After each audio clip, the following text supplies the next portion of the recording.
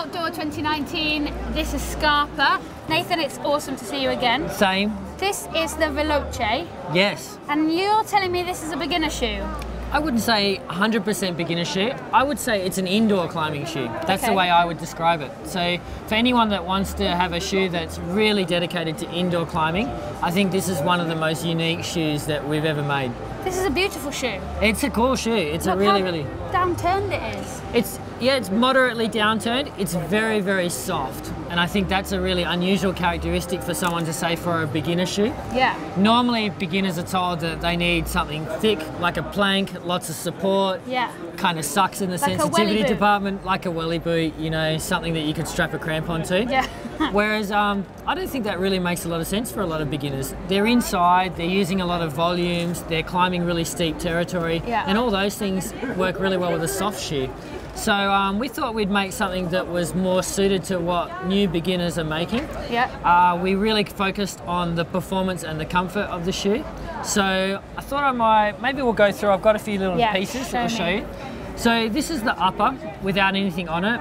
One of the cool things is it's one of our beginner shoes that is fully panelled. So you can see it's only got a couple of pieces, but it's seamless in the toe. Yeah. Really big panels, and that helps it stretch and mould to the shape of the foot, reducing the pressure on the foot. So that makes it a lot nicer fit, and it means that the beginner can get a much more snug fit with less pain. Yeah. A lot of the problem with beginner shoes is they don't like having them tight because it hurts. Yeah, that's and that right. means their toe's not at the end of the shoe, Yeah. which means their precision sucks. Or maybe their footwork sucks, but they're in a bad start right from the beginning. It goes hand in hand though, doesn't it? It does. You can't get good footwork without a bit of precision. Exactly. So by having these big panels, it means that the shoe's very moldable and allows beginners to really get the tip of their toe at the tip of the shoe.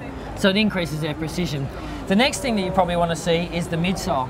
So this will probably look familiar to some of our people. That's the same midsole as a Drago. Yeah, okay. So that kind of sounds a little bit crazy. Yeah, that's like World Cup boulderers. Exactly, using the Drago. exactly. But we thought this works really well on beginner shoes. And it works really well for indoor climbing. And since a lot of our beginners are now indoor climbers, why wouldn't we give them the midsole that works the best? So it's got the same midsole as the Drago with a free floating big toe. The next thing you'll probably want to look at is the tension system.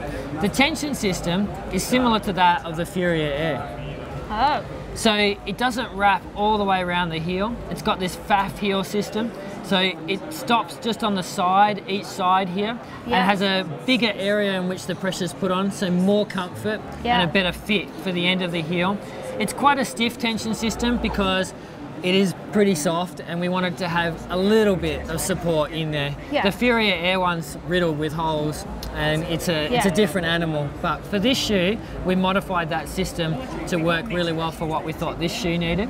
And then the other thing I think that's cool that you should see is the toe rand.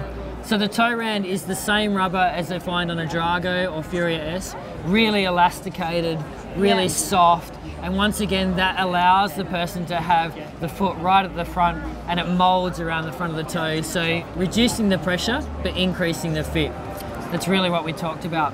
The other two characteristics that you can probably see really well from the bottom is that it has a really large, more space in this fore-toe section. Yeah. It's not wide, it's the same width as a normal shoe, but it has a lot more space in this toe section here, and that allows the foot to be a lot flatter in the foretoes when the big toe comes to the end. Because when you're new to climbing, you're not used to that really curled up Exactly, shoe. and it's painful on the top of the toes here, and obviously it's more precise. So this allows those toes to spread out in a more natural form, but your big toe is still in the front.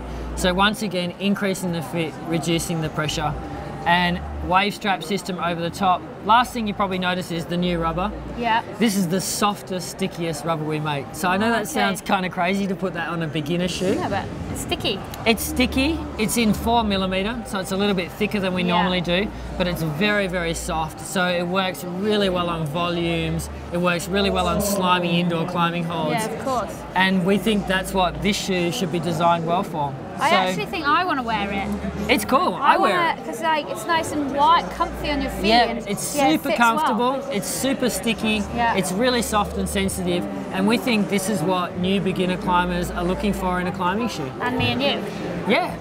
Thanks, Nathan. No worries.